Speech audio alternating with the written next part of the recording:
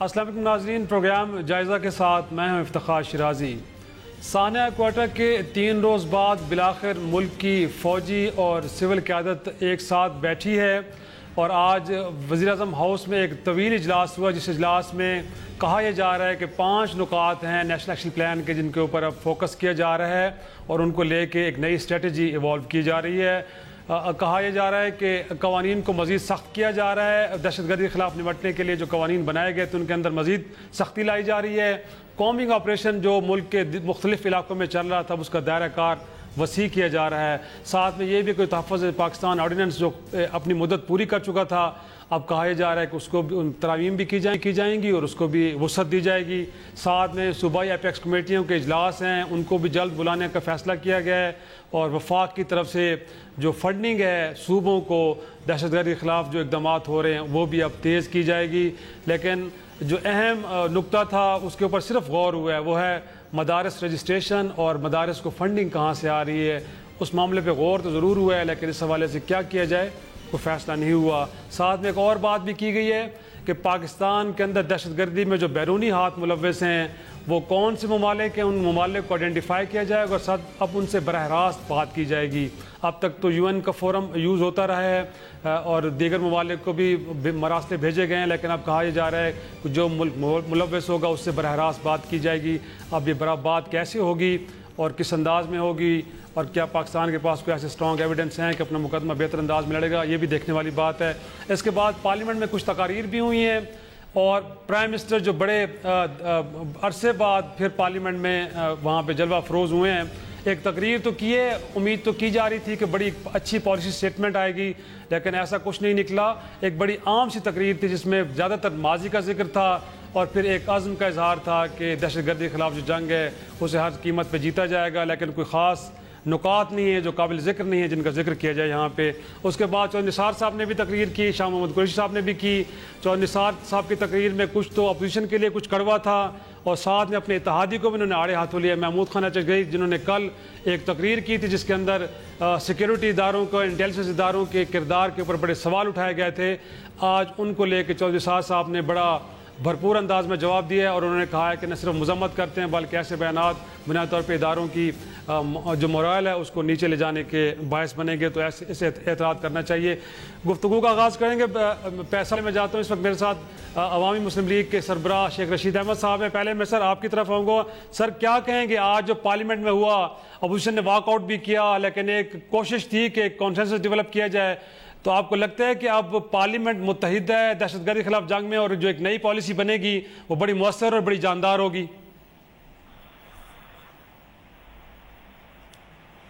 صبح کی میٹنگ جو تھی عسکری اور سویلین اداروں کی کافی زوردار کی ہے، کیونکہ نواز شریف صاحب کی تقریر تو سرسری سے بھی کم تھی اور جو ان کے چہرے کے تاثرات تھے اور اسحاق ڈار صاحب کے تاثرات کافی پریشان کن تھے۔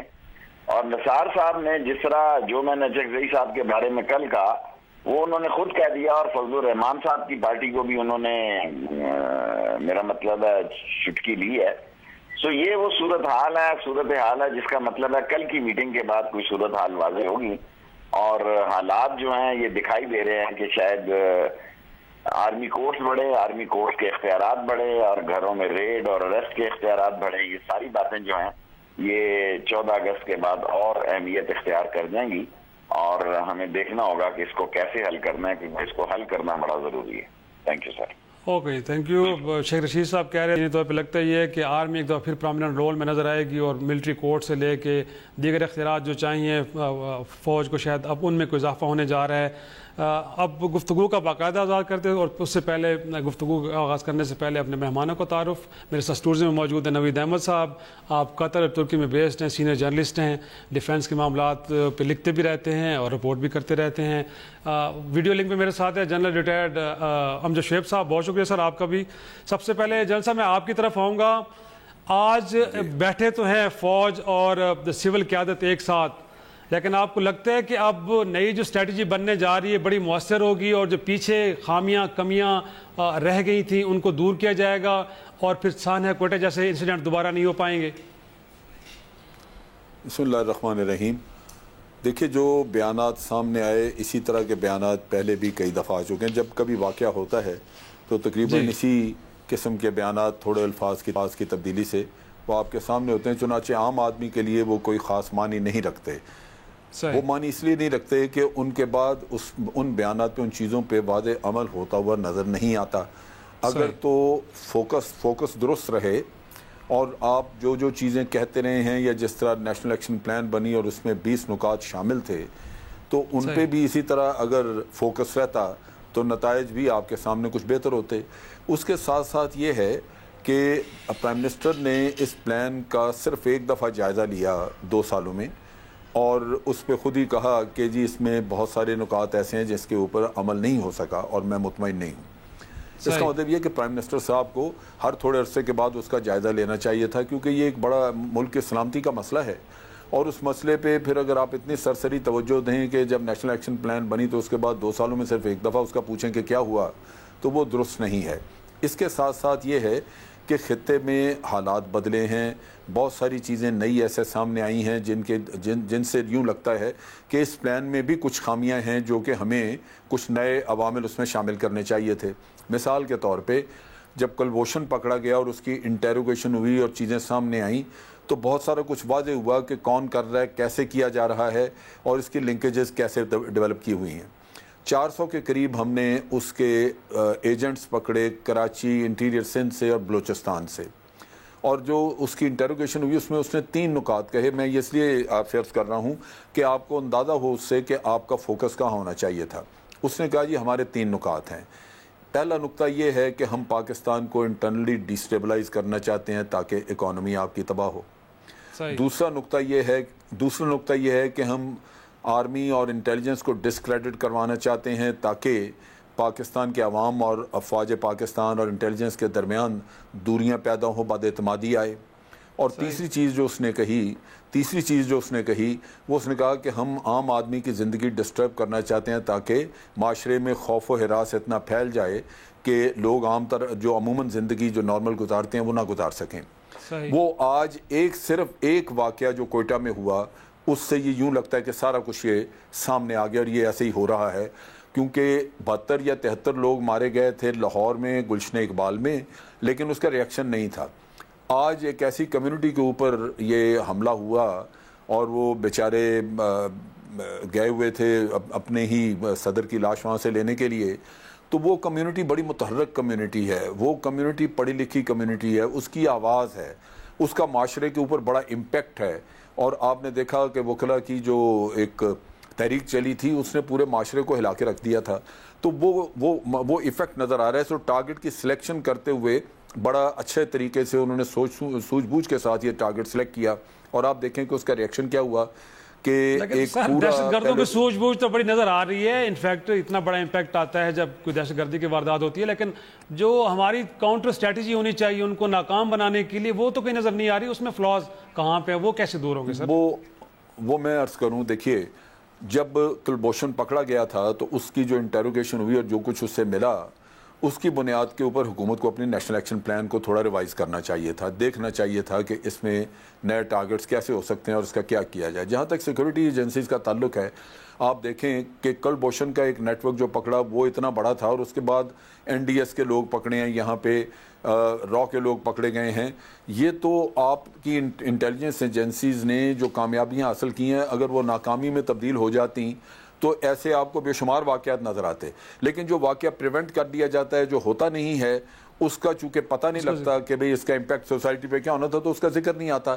لیکن لازماً جو اس طرح کا اندھوناک واقعہ ہو جاتا ہے جو بڑا تکلیف دہ ہوتا ہے تو پوری سوسائٹی میں ایک خوف و ہراس پھیل جاتا ہے. نوید کیا کہیں گے؟ میں ایک بات صرف عرض کر دوں آخر میں، آج کا جو وقت ہے وہ تقاضا یہ کرتا ہے کہ آپ اپنی صفوں میں اتحاد پیدا کریں، کمزوریوں پہ توجہ دیں، اور بجائے ٹوٹے ہوئے نظر آنے کے آپ پہلے سے زیادہ مضبوط اور منظم نظر آئیں. یوں لگے کہ آپ دشمن سے ہار نہیں مان رہے، دشمن کو آپ ہرانے کے لیے تیار ہیں. یہ جو جنرل صاحب بھی بات کریں، اتحاد اتفاق نظر کیوں نہیں آ رہا؟ بنیادی طور پہ وہ مسنگ تو ہے، بہرحال اپنی جگہ پہ نظر نہیں آ رہا ہمیں. اور پھر آپ اگر اس طرح کے انسیڈنٹس ہو رہے ہیں ذمہ دار کس کو قرار دیں گے؟ عملاً تو ظاہری طور پہ نظر آتا ہے کہ پیش میں فوج بھی اور سویلینز بھی، لیکن کہیں نہ کہیں پرابلمس تو ہیں. وہ پرابلمس کون سے ہیں جن کو آئیڈینٹیفائی کیا جائے؟ اور پرابلمس دو لیول پہ ہیں، ایک ہے اسٹریٹجک اور میکرو لیول، ایک مائکرو لیول. میکرو لیول پہ تو یہ ہے کہ ڈیموکریسی کا مطلب ہے کہ پورا ملک ساتھ چل رہا ہے. President, prime minister, leader of the opposition اور باقی پارٹیز کے leaders they take equal interest in parliament جتنا وہ باہر سڑکوں کی سیاست پہ لیتے ہیں. یہی بات اپلائی ہوتی ہے کوئٹہ میں، بلوچستان اسمبلی پہ اور سندھ میں. کوئی ایسی چیز آپ کو نظر آئی کہ سوائے وہ انتھیوزیزم جو پچھلے چیف منسٹر کو ہٹانے کے لیے تھا، اس کے علاوہ کوئی political activism with in the provincial assembly نظر آیا ہو؟ درست ہے، وہ نہیں ہے. سو ڈیموکریسی کو یوز کرتے ہیں لوگ ملکوں کو اکٹھا کرنے کے لیے. ہمارے ہاں وہ فردر سپلٹ ہو رہا ہے. پھر یہ کہ ڈیموکریسی اکاؤنٹیبل کرتی ہے. اگر نواز شریف صاحب اکاؤنٹیبل نہیں ہونا چاہتے پاناما پیپرز کے بعد، تو وہ کیسے یہ لیڈرشپ کا رول اسیوم کریں گے کہ پورا ملک ان کے ساتھ کھڑا ہو جائے؟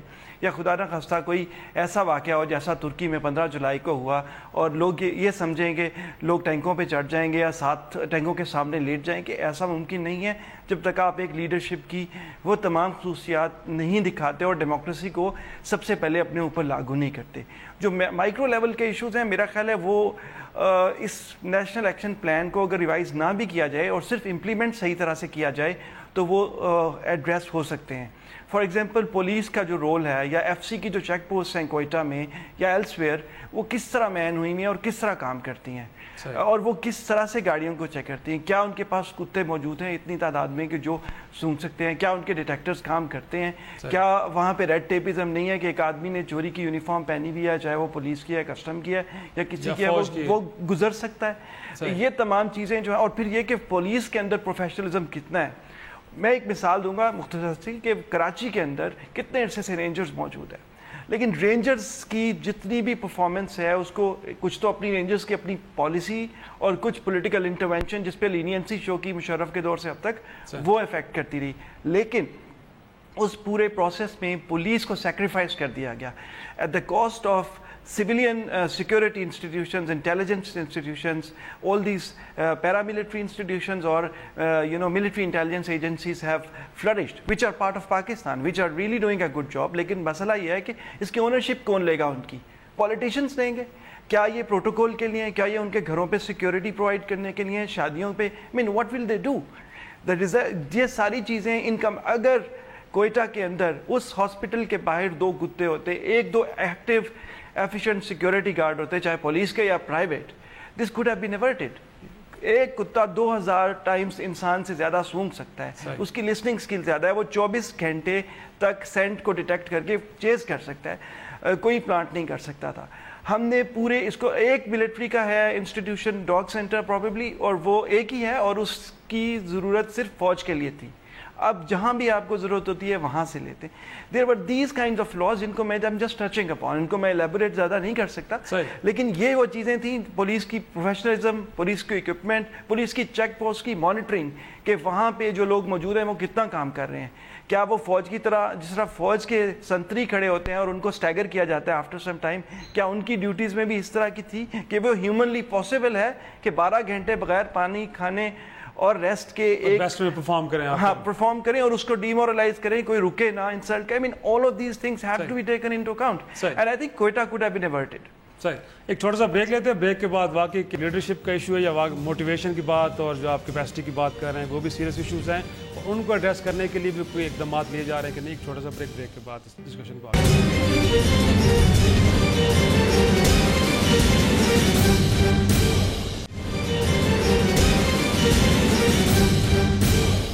جائزہ میں ایک بار پھر خوش آمدید. جنرل صاحب کیا کہیں گے؟ نوید نے بھی جیسے کہا کہ اس سے پہلے نیشنل ایکشن پلان بڑا زبردست ہے، اس کے پوائنٹس بڑے اچھے ہیں، امپلیمنٹیشن کا ایشو ہے بنیادی طور پہ. اگر اس پہ بھی ٹھیک طریقے سے امپلیمنٹیشن ہو تو وہی قانون کافی ہے. لیکن آج بات ہو رہی ہے کہ مزید سخت قوانین، قومی آپریشن کو وسعت دی جائے گی، تحفظ پاکستان آرڈیننس کو بھی وہ کہہ رہے ہیں کہ ایکسٹینڈ کیا جائے. تو آپ کو لگتا نہیں ہے کہ جو پیچھے اتنی سپورٹ ملی ہے اور تحفظ پاکستان آرڈیننس ہو یا دیگر اقدامات ہو، فوجی عدالتیں ہوں، تو ریزلٹس وہ نہیں آ سکے جو آنے چاہیے بنیادی طور پہ؟ تو امپلیمنٹیشن بنیادی طور پہ ایشو لگتا ہے آپ کو کہ نہیں؟ جی بہت بڑا ایشو ہے. آپ یہ دیکھیے کہ جو فوجی عدالتیں ہیں وہ تو صرف ایک ایلیمنٹ ہے اس ساری پلان کا یا اس میں بالکل وہ بھی ضروری ہے اپنی جگہ پہ، لیکن اس کے اوپر اتنی قدغن اور اس کے اوپر اتنی پابندیاں ہیں کہ فوجی عدالتیں حقیقتاً کام کر ہی نہیں سکیں، اور وہ بھی میرا خیال ہے جنوری میں ان کا پیریڈ بھی پورا ہو جائے گا۔ ہونا یہ چاہیے تھا کہ اس دوران میں آپ جوڈیشل ریفارمز اپنی کر لیتے اور عدالتوں کو فعال کر لیتے تاکہ وہاں پہ مقدمات چلائے جائیں۔ ہماری جو نیشنل ایکشن پلان ہے اس میں پولیس ریفارمز کا بھی ذکر ہے، لیکن پولیس کی ریفارمز نہیں ہوئی، پولیس جو ہے وہ پولیٹیسائزڈ ہے۔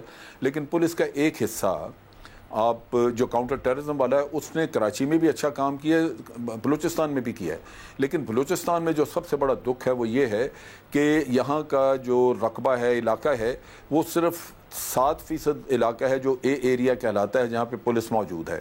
93% ایریا جو وہ بی ایریا ہے جہاں پہ نوابوں کا، سرداروں کا راج ہے، اور وہاں پہ لیویز ہیں یا ان کی اپنی پرائیویٹ آرمیز ہیں، ان کی اپنی پرائیویٹ جیلیں ہیں وہاں پہ، اور پولیس کا وہاں پہ کوئی عمل دخل نہیں، لہٰذا ہیومن انٹیلیجنس کا کام کرنا وہاں پہ اور انٹیلیجنس کلیکشن ویسے انسٹرومنٹل طریقے سے یا کچھ وہ خاصا پیچیدہ ہے اور اس میں فلاز ہیں۔ یہ تو بلوچستان کا ایک المیہ ہے۔ تبھی بلوچستان میں جب بھی کبھی کوئی انسرجنسی کھڑی ہوئی ہے وہ کافی مشکل سے کنٹرول ہوئی ہے، کیونکہ وہاں پہ آپ کی رسائی بڑی کم ہوتی ہے، اور یہ چیز جو ہے یہ جب بھی کبھی درست کرنے کی کوشش کی گئی، سردار اور نواب وہاں سے سخت مخالفت کرتے ہیں۔ جنرل مشرف کے دور میں میرا خیال ہے کچھ تھوڑا سا انہوں نے کام کیا تھا، کوئی 4-5% مزید ایریا انہوں نے ایریا بنایا تھا، لیکن جیسے ہی زرداری صاحب کی حکومت آئی تو وہ پریشر آیا اور انہوں نے واپس کر دیا، اور پھر 93% ایریا جو وہ بی ایریا ہے۔ سو ایک تو یہ مسئلہ ہے۔ دوسری طرف بات یہ ہے کہ یہ ہمیں سمجھ لینا چاہیے کہ یہ ایک لمبی جنگ ہے جس میں آپ کی نیشنل ریزولو بڑی ضروری ہے، اور اس میں تعاون ضروری ہے پولیٹیکل فورسز کا بھی۔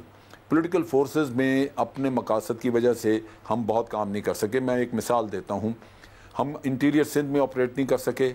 کراچی سے جو دشمن جو ٹیررسٹ بھاگے گا وہ اگر انٹیریئر سندھ میں چلا جائے تو وہ محفوظ ہے، اور اگر آپ انٹیریئر سندھ میں چلے جائیں گے تو وہ پنجاب میں موو کر جائے گا، اسی طرح وہ بلوچستان میں موو کر سکتا ہے یا بلوچستان سے سندھ میں آ سکتا ہے۔ ضرورت اس بات کی تھی کہ آج ہم جو ذکر کر رہے ہیں کہ ہم کومبنگ آپریشن پورے ملک میں کریں، یہ ہماری سیاسی قوتوں نے اجازت نہیں دی کہ آپ پورے ملک میں اکٹھے آپریشن کر سکیں۔ پورا پاکستان واویلا مچاتا رہا کہ پنجاب میں آپریشن کریں، نہیں مانے نا۔ اب یہ آپ دیکھیے کہ کیا سندھ سے آپ کو ہمیشہ مطالبہ نہیں آتا رہا کہ پنجاب میں آپریشن کرنے لیے؟ یہ ایک سیاسی مسئلہ بن گیا۔ پنجاب کی حکومت جو وہ کرنا ہی نہیں چاہتی تھی اس میں، حالانکہ جو ساؤتھ پنجاب ہے وہ تو گڑھ تھا اس ٹیررزم کا، خاص طور پہ سیکٹیرین ٹیررزم تو اٹھا ہی وہیں سے تھا۔ اور آج جو وہاں پہ جو مشکل پڑی ہے ہمیں وہ یہ ہے کہ جو لشکر جھنگوی تھی وہ طالبان کا حصہ بن چکی ہے، بلکہ خراسانی گروپ کا حصہ بن چکی ہے جو اس طرف آ گیا ہے۔ ایک آخری بات میں اور بھی آپ کو کروں، جو نیشنل ایکشن پلان کے ذریعے آپ دیکھیے کہ ISIS کا ایک فیکٹر ہے، وہ بھی ٹیررسٹ ہیں اور آپریٹ کرتے ہیں، وہ افغانستان سے وہ بھی آپریٹ کر رہے ہیں ہمارے ہاں یا جہاں بھی کبھی کر رہے ہیں۔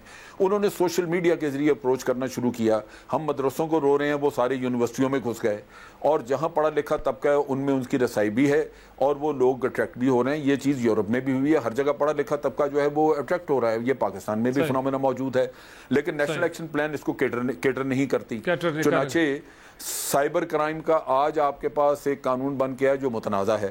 تو بہت ساری ایسی چیزیں جس کو میرا خیال ہے ہم نے سیریسلی لیا نہیں ہے، اور یہ جو حالات پیدا ہو رہے تھے، جس طرح ISIS کا فیکٹر درمیان میں آ گیا، جیسے کلبوشن کے ایشوز آ گئے، اس میں کچھ نہ کچھ تبدیلیوں کی ضرورت تھی جو آپ کو کرنی چاہیے۔ ضرورت ہے۔ ایک چھوٹا سا بریک لیتے ہیں، بریک کے بعد نوید کریں گے اور مدرسہ ریفارمز اور اس سے جڑے دیگر اقدامات کتنے ضروری ہیں اگر اس جنگ کو جیتنا ہے۔ ایک چھوٹا سا بریک کے بعد اس سوال کا جواب لیتے ہیں۔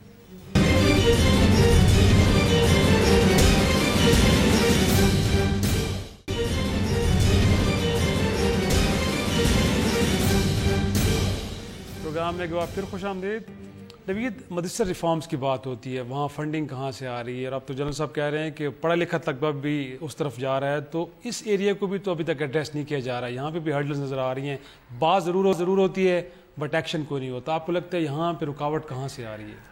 بالکل یہ بات صحیح ہے۔ سیکٹری ریلیجس افیئرز ہوتے تھے عبدالوکیل صاحب، جی ہاں، انہوں نے بہت زیادہ کام کیا، اور ایک مدرسہ بورڈ بننا تھا اور سب نے اکٹھے ہو کے اس کے، اور بہت زیادہ اس پہ آگے تک گئی بات۔ لیکن جب نواز شریف صاحب آئے اور یہ حکومت آئی تو انہوں نے اس کو بالکل ایک ڈیفرنٹ تناظر میں لیا، اور کنسنسس ہو چکا تھا کہ تمام مکتبہ فکر اہل تشیع، اہل حدیث اور باقی حضرات یہ مل کے سلیبس اور اس کے اندر جو جدید علوم ہیں ان سب کو شامل کر کے کریں گے. لیکن اس پہ ایگزیکٹو کی طرف سے ریلیکٹنس رہی. وہ پولیٹیکل فیکٹرز ہو سکتے ہیں، پیپلز پارٹی کے اپنے تھے اور ان سے اپوزٹ فیکٹرز ہیں وہ یہاں پہ چل رہے ہیں. جو مسئلہ ہے وہ یہ ہے ایک لحاظ سے جو آپ نے بھی کہا اور جنرل صاحب نے بھی کہا کہ شاید کلیشیڈ کر دیا ہم نے مدارس کو زیادہ، کہ مدارس جو ہیں وہ پیدا کرتے ہیں. آج کل تو آپ ٹویٹر پہ بیٹھ جائیں، فیس بک پہ دیکھ لیں، آپ باقی جو سوشل میڈیا ٹولز ہیں آپ کو زیادہ ایکسٹریم باتیں وہاں سے پتہ چلیں گی. اور یہ تمام جو ایک جو نیٹ ورکنگ ہے اس کا ذریعہ یا پلیٹ فارم.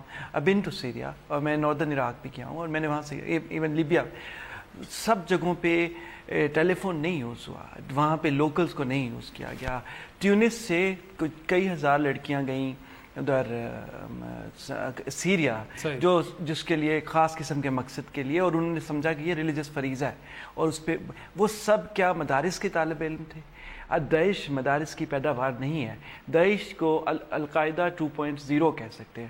اور جب داعش کے پاس یہ علاقہ نہیں رہے گا تو probably we'll see a third version which will be more invisible. وہ پھیلا ہوا ہوگا اور وہ بالکل آئسولیٹڈ، سروں پہ پگڑیاں بھی نہیں ہوگی، چہرے پہ داڑھی بھی نہیں ہوگی، شیو ہوگی اور probably ٹائی ہوگی، یہ کوٹ پہنے ہوں گے. سو ہمیں یہ چیزیں کلیشے سے ہٹ کے سوچنی ہے. کیا مدارس سب کو ہم ایک طرح لمپ کر سکتے ہیں؟ کیا ہم تمام پولیٹیشینز کو کرپٹ کہہ سکتے ہیں؟ کیا تمام جنرل جو ہیں جنرل یحییٰ اور جنرل مشرف کی طرح ہوئے؟ ایسی بات نہیں ہے. We have to be very wise when we are trying to protect this country. اور اتنی سیکریفائسز ہیں، 60,000 لوگ 15 سال میں مر گئے. ملٹری نے پیس ٹائم میں اتنی زیادہ جانیں نہیں دی، پولیس کی ہم کاؤنٹ بھی نہیں کرتے شاید. سو آئی تھنک یہ ایک تو ضروری چیز ہے. دوسرا یہ میں ایک پوائنٹ کہنا چاہ رہا ہوں کہ یہ کوئٹہ والا جو ایشو ہے، مہران ہمارا بیس اٹیک ہوا، پی اے سی کامرا ہوا، اور اس کے علاوہ پنڈی میں جی ایچ کیو پہ اٹیک ہوا. کیا یہ ٹیررسٹ اٹیک تھے یا یہ پراکسی وار کا حصہ تھے؟ P3C یا اور ہمارے جتنے ملٹری ایسٹس کو اٹیک کرنا طالبان کے لیے یا القاعدہ کے لیے کتنا اہم تھا؟ بالکل نہیں تھا. ان کو یوز کیا گیا. لیکن ہم ان سب چیزوں کو ٹیررزم کے ساتھ لمپ نہیں کر سکتے. ایک بالکل ٹیررزم ہے جس کا مقصد اپنی واٹ ایور آئیڈیالوجی اس کو پروموٹ کرنا ہے یا ڈرانا ہے یا ایک وے آف لائف امپوز کرنا ہے. دوسرا ہے ایک خاص نیشنل انٹرسٹ کو سپورٹ کرنا جو کہ ایک خاص بڑے ملک سے ایک ہمسایہ ملک میں آ رہا ہے اور باقی اس کے ساتھ مل رہے ہیں ون وے اور دی ادر. ہمیں ان دونوں چیزوں کو کلیئرلی ڈیفائن کر کے جب ہمیں we can categorize it then we can treat them. Naveed نے بڑا اہم نقطہ اٹھایا جنرل صاحب. پراکسی وار اگر ہو رہی ہے تو بنیادی طور تو لگتا نہیں ہے کہ یہ ملک کے جو سیکیورٹی ادارے بالخصوص فوج اور پھر انٹیلیجنس ادارے ان کا کام ہے اس کو ناکام کرنا. اس معاملے پہ تو سویلین کا رول نظر نہیں آ رہا. تو کیا خیال ہے، آپ کو لگتا ہے کہ وہ اس کو بیسٹ وے میں ٹیکل کر رہے ہیں؟ ابھی تک تو ہمیں نہیں لگتا. جیسے کہا گیا کہ بیسز پہ حملے ہوئے، جی ایچ کیو پہ حملے ہوئے، تو یہ تو بڑے اسٹریٹجک ہمارے جو ایسٹس ہیں ان کو نقصان پہنچایا گیا. وہ طالبان کا یقینی طور پہ ہدف نہیں ہو سکتے. تو اس حوالے سے بھی تو فیلئر نظر آ رہا ہے سر. اور کل جو چکزئی صاحب نے بات کی، اگر انٹیلیجنس اداروں کی کارکردگی پہ سوال اٹھایا جائے تو کوئی بری بات تو نہیں ہے. یقینی طور پہ ان کی بھی ایک ذمہ داری بنتی ہے اور وہ بیسٹ وے میں اگر نہیں نبھا رہے تو کیا سوال اٹھنے نہیں چاہیے سر؟ دیکھیے شرائی صاحب، نبی صاحب نے بالکل درست بات کی اور میں نے یہی اشارہ آپ کو دیا تھا کہ کلبھوشن کے پکڑے جانے کے بعد آپ کو پراکسی وار کے خد و خال سامنے آ گئے تھے کہ وہ کیا ہے، کہاں سے ہو رہی ہے. اور اس میں دو بڑے واقعات جو تھے، ایک باچا خان یونیورسٹی کا اور ایک اے پی ایس کا، دونوں افغانستان سے ٹریس آؤٹ ہوئے. اور افغانستان نے جو پہلا واقعہ تھا اے پی ایس اسکول والا، اس کا انہوں نے ایڈمٹ بھی کیا کہ ہاں ہمارے علاقے میں وہ لوگ ہیں. آپ اس سارے کھیل کے بعد بھی اگر اپنی پالیسی تبدیل نہیں کرتے تو پھر آپ کیسے کریں گے؟ میں آپ کو بتاؤں، پراکسی وار جو ہے وہ ڈپلومیٹک فرنٹ پہ بھی آپ نے اس کو جا کے لڑنا ہے تو انٹرنلی آپ نے میئرز کرنے ہیں. انٹرنل میئرز آپ کے، یہی تو معاملہ سر. شاید صاحب میں آپ کو تفصیل دیتا ہوں. آپ یوں دیکھیے کہ بھارت میں ایک واقعہ ہوا بامبے کا 2008 میں، اور پھر پٹھان کوٹ کا واقعہ 2015 دسمبر میں ہوا. اس دوران میں بھارت میں کوئی کسی کی لاش نہیں گری، لیکن اس کے مقابلے میں پاکستان میں اس دوران میں خون کی ندیاں بہہ گئیں. ہمارے اتنے لوگ مارے گئے اور بے گناہ. لیکن بھارت اپنی ڈپلومیسی کے ذریعے پوری دنیا کو یہ باور کرانے میں کامیاب ہوا کہ پاکستان ہی ایپی سینٹر ہے دہشت گردی کا. चुनाचे आप अपनी रेपुटेशन गवा बैठे, किसी ने यहाँ से कोई हिम्मत नहीं की काउंटर नैरेटिव के साथ। अब अगर आपके मुल्क का बार वकार ख़त्म हो जाए या आपके मुल्क का नैरेटिव को सुनने को तैयार ना हो क्योंकि आप मशकूक हैं और आप आगे कोशिश भी ना करें कुछ करने की, तो फिर आपको सपोर्ट बाहर से नहीं मिलती। कुलभूषण जब पकड़ा गया था तो ये एक बड़ा जिंदा और जावेद आपके पास सबूत था जिसकी बहुत सारी चीज़ें थी, और ये बड़ा रेयर है कहीं को सर्विंग ऑफिसर इस रैंक का पकड़ा जाए इंटेलिजेंस के हाथों। ये बहुत बड़ी कामयाबी थी। मेरी याददाश्त में तो कोई ऐसी नज़ीर नहीं है यहाँ पे। अब ये देखिए कि अगर आपकी हुकूमत उसके पकड़े जाने के बाद यूँ नज़र आता था कि मुस्लिम लीग नून की हुकूमत सोग में चली गई है, उनको बड़ा परेशानी और गम लग गया कि ये हो क्या गया, क्यों पकड़ा गया। वो किसी ने पहली दफ़ा प्राइम मिनिस्टर ने एक स्टेटमेंट दी और वो लंदन में जब वो अपने इलाज के लिए गए तो वहाँ एयरपोर्ट पे एक ने पूछा उनसे कि जनाब ये कुलभूषण पकड़ा गया, ये तो बहुत बड़ा वाक़या है। तो उनका जवाब उनसे पूछा कि आप कुछ कहें, तो उन्होंने जवाब दिया कि नहीं, हिंदुस्तान को भी हमसे बड़ी शिकायत हैं, हमें भी हैं शिकायत, लेकिन हिंदुस्तान को भी हमसे बड़ी शिकायत हैं। वो यूँ बोले जैसे बान की मून बात कर रहा है, जैसे यूनाइटेड नेशन की नुमाइंदगी वो कर रहे हैं, पाकिस्तान की नुमाइंदगी नहीं कर रहे वो। ये चीज़ें हैं जहां आपने बैटल को इंटरनेशनली खोया। अगर आज आप उसी केस को लेके आगे बढ़ते तो हिंदुस्तान को भी कहीं से कोई चेक होता, उसको भी ख्याल होता कि अगर हमारा कोई पकड़ा गया तो हमें परेशानी होगी, हमें जलील करेंगे ये लोग।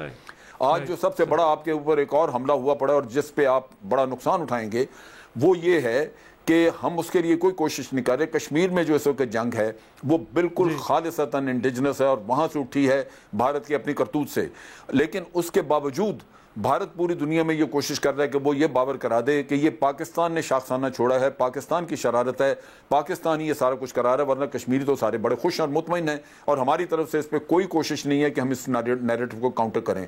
इसका नुकसान ये होगा कि इतनी जाने के बाद कश्मीर की ये बड़ी ही मुकद्दस आज़ादी की जंग ये बिल्कुल आपकी टेररिज्म का शाखसाना बन जाएगी और इसकी ना वक़्त रहेगी दुनिया में, ना इसकी पजीराई होगी। उल्टा पाकिस्तान के ऊपर प्रेशर आएगा कि आप कश्मीर में ये क्यों करा रहे हैं। तो यहाँ ये देख लीजिए कि सोया हुआ है फॉरेन ऑफिस क्या कर रहा है, प्राइम मिनिस्टर क्या कर रहा है, ये वो चीज़ें हैं। बाकी आप देखिए कि मुल्क में अगर आपकी इंटेलिजेंस एजेंसीज, आपकी अफवाज वो जाने भी दे रही हैं, काम कर रही हैं, अगर 10-15 वाक़यात उन्होंने पकड़ लिए हैं और एक आध कहीं हो गया है, बिल्कुल ये कहीं इंटेलिजेंस का फेलियर भी होगा, कहीं इस पे सोच विचार करके इम्प्रूवमेंट भी करनी होगी। लेकिन ये अल्फाज जो वहाँ पे अचकज़ई साहब ने बोले ये इन अदारों को डिमोरलाइज करते हैं। ये मैं इसलिए कह रहा हूँ कि अचकज़ई साहब से पूछना चाहिए कि अगर इन अदारों को हम उठा दें, बिठा दें या इनको जलील कर दें तो आपके पास और क्या इंतज़ाम है जिसको आप राइज करेंगे। यहाँ पे काम तो आपने इन्हीं से लेना है। 9/11 हुआ था, क्या अमेरिका में उन्होंने उनका CIA के हेड को उन्होंने उठा के बाहर मार दिया था? ये कुछ नहीं होता क्योंकि इंटेलिजेंस एजेंसीज ने बहुत कुछ करके दिया होता आपको। तो ये समझने की बात है। ये जो नैरेटिव जो दुश्मन वहां से बात इंडिया से करता है वो अगर अपनी पार्लियामेंट में सुननी पड़ जाए आपको तो आपके दिल पे क्या गुजरेगी। और फिर आपके अकाउंटेबिलिटी तो होनी चाहिए ना बुनियादी तौर पे, दुनिया भर में होती है मेरे ख्याल में, यहाँ पे भी देखें अकाउंटेबिलिटी। फिर दुनिया भर में इंटेलिजेंस की अकाउंटेबिलिटी ऐसी है। आप मुझे बता दीजिए कि क्या वहां पे अकाउंटेबिलिटी नहीं हुई? अमेरिका में क्या हुआ है? 9/11 ने दुनिया का रुख बदल के रख दिया, लेकिन अमेरिका को यह भी पता है कि ये अदारे काम कर रहे हैं, उन्होंने बहुत कुछ करके भी दिया है। इराक उन्होंने बर्बाद कर दिया एक गलत इंटेलिजेंस की इंफॉर्मेशन के ऊपर, तो क्या हो गया? ये चीजें ये हैं कि ह्यूमन बीइंग्स हैं, काम करते हैं, सैकड़ों काम वो आपको सही करके देते हैं। अगर एक काम कहीं गलत होता है या उसमें कोई कोताही होती है तो बहुत सारे अदारों में ये चीजें हो जाती हैं, लेकिन आप उसको सोच समझ के आगे बढ़ते हैं, उसका एनालाइज करते हैं उसको, ताकि इसके ऊपर बेहतरी लाई जा सके, इंप्रूवमेंट लाई जा सके। और दोबारा इस तरह की बात ना हो। हाँ, जहां नेक्टा में आपने इंटेलिजेंस कोऑर्डिनेशन का करना था, आज भी उसके बारे में बातचीत सुन रहे हैं, लेकिन हुआ कुछ नहीं, हुआ नहीं अभी तक।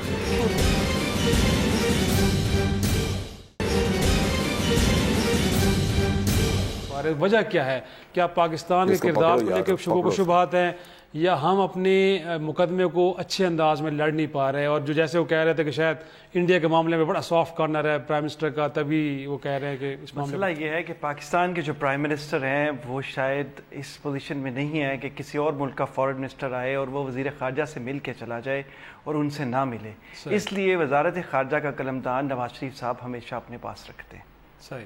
तो पहली बात तो ये कि पाकिस्तान को एक फुल टाइम केपेबल वज़ीर ख़ारजा की ज़रूरत है। सही। दूसरी बात ये है कि جو حضرات موجود ہیں، سرتاج عزیز صاحب کا ڈپلومیسی سے زیادہ اکانومی کا ایکسپیرینس ہے، لیکن جتنا ٹرسٹ اعتماد ان کا سرتاج عزیز صاحب پہ ہے شاید طارق فاطمی صاحب پہ نہیں ہے، جو کہ کیریئر ایمبیسڈر ہیں اور ان کے پاس بہت سارے اور ہیں۔ باقی دوسرے ایک تو نیریٹو، کیا فارن آفس اپنی بیسٹ کیپیسٹی پہ کام کر رہا ہے؟ اگر پولیس کو ریفارمز کی ضرورت ہے، انٹیلیجنس کو ضرورت ہے، تو کیا فارن آفس کو نہیں ہے؟ آپ کو فارن آفس جا کے یہ احساس نہیں ہوتا کہ ہمیں ایک پوسٹ آفس آ گیا ہوں، یہ گلوریفائڈ کلرکس بیٹھے ہوئے ہیں یہاں پہ، جن میں سے چند ایک لوگ ہیں جو دنیا کی بیسٹ یونیورسٹیز میں پڑھے ہوئے ہیں، اور باقی سب جو ہیں وہ اگلی پروموشن اور پوسٹنگ کا انتظار کر رہے ہیں۔ Motivation level with in the foreign office کیا ہے؟ پھر یہ کہ وہ لوگ کتنی اس چیز کی طرف کتنا توجہ دیتے ہیں جو ان کا کام ہے، ان کی اسٹڈی کتنی ہے اور وہ کتنے انگیجڈ ہیں۔ یہ تمام چیزیں ایک طرف ہیں۔ دوسری طرف یہ ہے کہ جو ایمبیسڈرز آپ لگا رہے ہیں، کینیڈا میں آپ پولیٹیکل لگا رہے ہیں، یو کے میں آپ چاہتے ہیں ایک پولیٹیکل اپوائنٹمنٹ ہو، قطر جہاں میں رہتا ہوں وہاں گزشتہ 2 سال میں میرا خیال ہے 2 یا 3 حضرات تبدیل ہوئے ہیں، اور ایک مڈ کیریئر بینکر کو جو کہ ان کے Peoples P M L N کے کسی عزیز کا بیٹا ہے، اس کو لگایا گیا ہے کیونکہ there are some L N G کے پروجیکٹ میں there are certain reasons. I don't want to go into the details because I don't have proofs right now. اب مسئلہ یہ ہے کہ یہ ساری چیزیں فورن پالیسی کو فارورڈ نہیں کرتی، نیشنل انٹرسٹ کو سرو نہیں کرتی. مثال میں دیتا ہوں، تقریباً 1 سال سے کم عرصہ پہلے نواز شریف صاحب قطر گئے، JF-17 اور مشاق بھی لے کے گئے. وہ ایک پوسٹر بن گیا ان کے وزٹ کا. اصل بات یہ ہوئی کہ 1.5 لاکھ پاکستانی امپلائی ہوں گے قطر میں، جو کہ انڈینز کے لیے بہت بڑے ایک جاب کی منڈی ہے. اس کا کوئی فالو اپ نہیں ہوا آج تک. اور فارن آفس میں کیا ٹارگٹس ہوتے ہیں ایمبیسڈرز کے کسی لحاظ سے، چاہے وہ آؤٹ ریچ کی بات ہے، چاہے وہ کمیونٹی کی سروس کی بات ہے، چاہے وہ پاکستان کی لیبر ایکسپورٹس اور ان کو پروموٹ کرنے کے لیے. I don't think that's the case. The case is only Panama. جیسے ایردوان کے لیے گلین اسکولز امپورٹنٹ ہیں، اس طرح نواز شریف صاحب کے لیے پاناما پیپرز پہ you have to make a bold face, you have to take the community along and you have to look at my interest. اس طرح سے پاکستان یہ جنگ نہیں جیت سکتا. ایک بات چھوٹی سی، اس پوری ڈیبیٹ میں جو ہو رہی ہے پاکستان میں 3-4 سال سے، جب سے ملٹری کورٹس بنی اس سے پہلے سے، سیاسی نااہلیوں کا نتیجہ نکلے گا کہ ملٹری کو دینی پڑے گی آپ کو اسپیس، اور جو ڈیموکریٹک انسٹیٹیوشنز ہیں وہ ودرا کرتے جائیں گے. آپ نے رینجرز کو کراچی دے دیا، پھر آپ سندھ دے دیں گے. آپ نے ساؤتھ پنجاب میں آپریشن ہو جائے گا، کیونکہ پنجاب کی پولیس کو کسی نے سوچا بھی نہیں ریفارم کرنے کا، orange line, motorways, all that. KPK میں اگر کچھ فرق آیا ہے تو وہ کتنا سسٹین کر سکتا ہے، that has to be seen in the next 2 years. اینڈ بلوچستان جیسے جنرل صاحب نے کہا 93% تو وہ ہے بھی area. This has to be looked into from the perspective of democracy. کیا یہ لوگ جو نیلسن منڈیلا بننا چاہتے تھے سعودی عرب جا کے، واپس آ کے they are trying to prove their mettle کہ وہ بالکل ویسے ہیں، اور جو ٹیم 1999 میں گئی تھی اسی سے وہی ٹیم اور اسی سے بدتر ٹیم اب موجود ہے. How will things change? بہت شکریہ نوید، بہت شکریہ جنرل شعیب صاحب. یقینی طور پہ بڑی اہم بات یہ کہ سیاسی نااہلیوں کو جب تک ختم نہیں کریں گے تب تک پاکستان مسائل سے باہر نہیں آ سکتے. اسی کے ساتھ اجازت دیجیے، خدا حافظ.